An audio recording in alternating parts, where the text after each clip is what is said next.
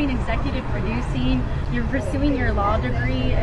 I think there's just really no limitations in life. I never really felt like I never felt like I had to be stuck in this box that I couldn't do what I wanted to do, or at least try. Just go for it. Just start. Just do it.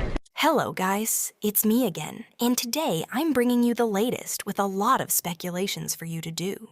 So, Selena Gomez spoke. And then, just as quickly, she unsaid it. If you're even remotely plugged into the pop culture stratosphere, you know the moment I'm talking about. That fleeting Instagram comment, a digital ghost that lasted only seconds, but somehow managed to echo louder than a press release ever could. Just leave the girl alone. She can say whatever she wants on the surface. It reads like a plea for peace, a call for civility. But let's be real, we all felt the sub-zero chill of that follow-up. It's just about relevance and intelligence. Ouch. That, right there, is the sound of a carefully constructed dam breaking. This wasn't just a deleted message. This was a controlled detonation. A brief, unfiltered window into a Cold War that we all thought had thawed, or at least been relegated to the history books. But as it turns out, when Selena Gomez speaks, even for a few seconds, the world still leans in to listen. To really understand why this deleted comment matters, we have to rewind the tape.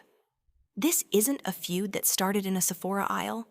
This is a narrative that's been writing itself for nearly a decade, a story woven from young love, public heartbreak, and the relentless, unforgiving gaze of the internet. We're talking about the shadow of Justin Bieber, a presence that, for both of these women, is seemingly inescapable. Selena, the former love, the one whose relationship played out in real time through teenage angst and soaring pop anthems.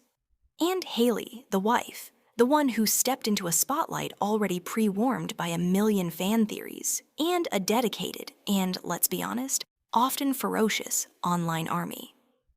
The central question has always been, can these two women ever truly exist as separate entities? Or are they forever destined to be two halves of a comparison they never asked for? The recent flashpoint, of course, was that Wall Street Journal interview. The one where Hailey's publicist, sensing the landmine, tried to steer the conversation to safer ground with a firm, skip the question. But Hailey, perhaps out of frustration, perhaps out of a genuine desire to set the record straight, decided to step over the tape. "It's always annoying being pitted against other people," she said. "I didn't ask for that." And on the surface, it's a completely reasonable sentiment. Who would? But in the highly coded language of celebrity, where every word is dissected for hidden meaning, this wasn't just a general statement. It was a specific response to a question about Sephora, about brands, about the unspoken but very real competition between her brand, Rhode, and Selena's juggernaut, Rare Beauty. When she added, "I'm not inspired by..." It didn't matter how she finished that sentence. The internet had already filled in the blank. The context was the confession. This is where Selena's deleted comment becomes a masterclass in public relations warfare. By telling her fans to be kind in the same breath she mentions relevance, she accomplished two things simultaneously. She took the moral high ground, positioning herself as the one advocating for peace, while simultaneously launching a surgical strike that questioned the very motive behind Hailey's comments. It's the digital equivalent of a smile that doesn't quite reach the eyes. The message was clear. I see what you're doing, and I'm above it, but not so far above it that I won't call it out. This is the tightrope Selena has learned to walk. She's a self-proclaimed advocate for mental health, someone who has been open about the toll of online hate. So, a direct, prolonged feud is off-brand. But a subtle, deleted clapback? That's just human.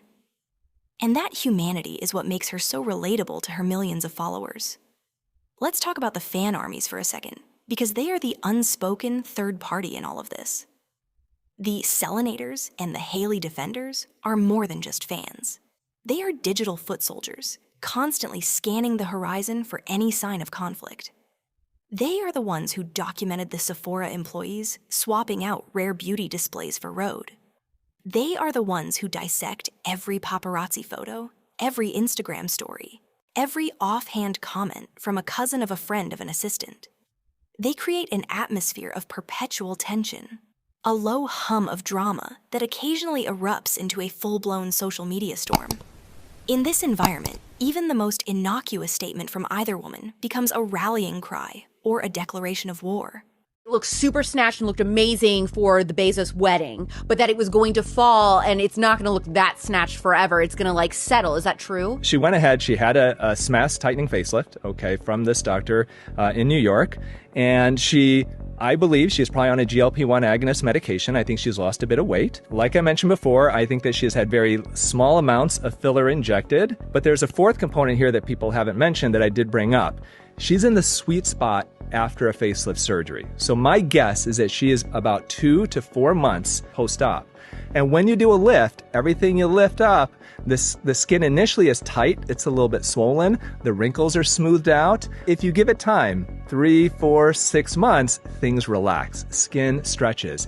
Especially in somebody who, I think she's 69, I think. That skin is going to relax and settle, and I bet you give it about 6 months from now, you'll start seeing that she looks a lot like the older Chris that we, know and love, and less like the version that we saw more recently.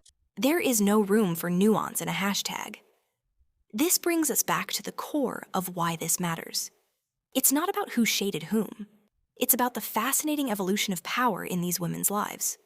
Selena, once the central figure in Justin Bieber's narrative, has painstakingly built an empire entirely of her own. Rare Beauty isn't just a successful cosmetics line. It's a testament to her business acumen and her ability to connect with an audience on a mission of self-acceptance. She's an actress, a producer, a philanthropist. Stunned. I did not expect it. I wore a lot of prosthetics. I had botched plastic surgery. It was empowering to know that I could do it. Walking in, I just had to act like I knew what I was doing until I actually was doing it. And I'm like, oh, maybe I do know what I'm doing. Her identity is no longer tied to a past relationship. Hailey, on the other hand, is in the process of doing the same. She's building road, cultivating a personal brand centered on faith and wellness, and establishing herself as a style icon in her own right, separate from her famous husband. But the ghost of the past is a persistent one. In many ways, this ongoing, whispered feud is the last remaining tether to an old narrative that both women are trying to outgrow. Every time it flares up, it pulls them back into a story they didn't fully author. Selena's deleted comment was a moment of frustration, a brief lapse in the carefully managed narrative of moving on.